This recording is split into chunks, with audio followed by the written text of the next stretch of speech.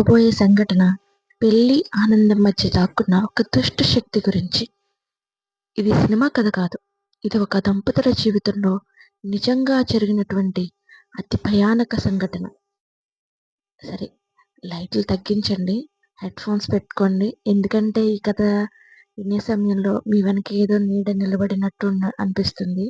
పెళ్లి రోజు ఒక నల్లటి ఆకారం పెళ్ళికొడుకు శరీరంలోకి ప్రవేశిస్తే అతని కళ్ళు నల్లబడి అద్దాలు పగిలి గదుల్లో తెలియని నీడలు తిరగడం మొదలైతే ఇవన్నీ ఊహలు కాదు.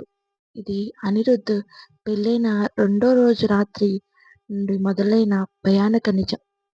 మీరు వినబోయేది ధైర్యం ఉన్న వాళ్ళు మాత్రమే పూర్తిగా వినగలిగా. వీడియో ఇంతవరకు చూసారంటే కనుక మన వీడియో నచ్చినట్టే కనుక సరే అయితే మన ఛానల్ సబ్స్క్రైబ్ చేసుకోండి. ఇలాంటి మంచి మంచి వీడియోస్ కోసం ఇప్పుడే ఈ వీడియోని లైక్ చేయండి. మీకు ఇష్టమైన వాళ్ళకి ఈ వీడియోని షేర్ చేయండి. సరే అయితే స్టోరీలోకి వెళ్ళిపోదాం రండి. ఈ ఘటన గురించి మొదట నాకు చెప్పింది వైష్ణవి. కానీ నిజంగా చెప్పాలంటే ఆమె చెప్పిన ప్రతి మాట విన్నప్పుడు నా వెన్నులో వెనుక పుట్టింది. రాత్రి 1:15 పెళ్ళైన 2 రోజుల తర్వాత కొత్త జంట ఇంట్లో ఒక్కసారిగా ఏదో తెలియని సంఘటన జరిగింది. ఈ టైంలో ఇలా వాతావరణం సైలెంట్ అయిపోవడం ఏంటన్నది అసాధారణం అయితే కదా, సాధారణంగా అయితే ఉండదు. వైష్ణవి చెప్పింది ఏంటంటే, అక్క, ఇంట్లో మూడో మనిషి తిరుగుతున్నట్టు నాకు అనిపించింది అంది. అది నేను వినగానే నాకైతే షాక్ అయ్యాను. అనిరుద్ధ్ అంటే పెళ్ళికొడుకు అనమాట, వైష్ణవి భర్త. మొదటి రోజు రాత్రి చాలా నార్మల్గానే ఉన్నాడు. కానీ రెండో రోజు రాత్రి అతని కళ్ళు లోపలికి వెళ్ళిపోయినట్టు, కళ్ళు చుట్టూ నల్లగా అయిపోయినట్టు, గుడ్లు నల్లగా అయిపోయినట్టు అయిందంట. శరీరం అంతా చాలా చల్లగా మారిపోయింది. అతని చేతులు చాలా వణికిపోతున్నాయి. ఆ రాత్రి 1:15కి వైష్ణవి ఒక్కసారిగా లేచిందంట. అనిరుద్ధ్ తన ముఖం మొత్తాన్ని చేతులతో మూసుకొని ఏదో కలవరిస్తున్నాడంట. ఆమె అతని భుజం మీద చేయి పెట్టగానే ఒక్కసారిగా చాలా ఉలిక్కిపడిపోయాడంట. అక్క, చనిపోయిన శరీరం ఎలా చల్లగా ఉంటుందో ఆ అనిరుద్ధ్ అంటే నా భర్త కూడా అలానే అయిపోయాడు అని చెప్పి నాకు చాలా ఏడ్చింది. అతను నోరు తెరిచాడట, కానీ అది మనిషి స్వరంలా అనిపించలేదంట. మనిషి మాట్లాడినట్టయితే అనిపించలేదు అంది. నాకు ఏదో వింతగా గొంతు వినిపించింది అని చెప్పింది. నువ్వు ఇంట్లో ఒంటరిగా లేవు. నేను అప్పుడు అర్థం చేసుకున్నది ఏంటంటే, ఇది నార్మల్ పొజిషన్ అయితే కాదు, ఇదేదో దుష్టశక్తికి సంబంధించింది అని అనుకున్నాను.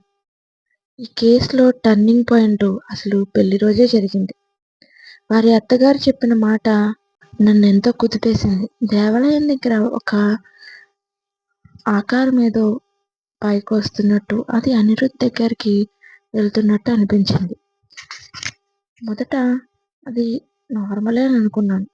కానీ ఆ తర్వాత అర్థమైంది అది ఒక దుష్టశక్తి అని. పెళ్లి రోజు రాత్రే అనిరుద్ధ్ గదిలో ఒక అద్దం పగిలింది. వ్యక్తులు మొదట అద్దాన్ని ఉపయోగిస్తాయంట, అప్పుడు వాటిలోంచి ప్రవేశిస్తారంట. అది పగిలితే ఒక శరీరాన్ని పూర్తిగా స్వాధీనం చేసుకున్నట్టే. వైష్ణవి చెప్పిన వివరాలు వింటే ఇంకా భయం వేస్తుంది. గదంతా చాలా సైలెంట్గా ఉంది. టైం కూడా ఆగిపోయింది. అనిరుద్ధ్ కళ్ళు తెరిచాడు. అంతా నల్లగా, ఎక్కడ తెలుపన్నది లేదు. అతని వెనుక గోడపై పొడవాటి నీడ మెల్లగా పెద్దగా అవుతుంది. అది అతని నీడ కాదు, అది నీ కోసం వచ్చింది, అనిరుద్ధ్ ఆ గొంతుతో చెప్పాడట.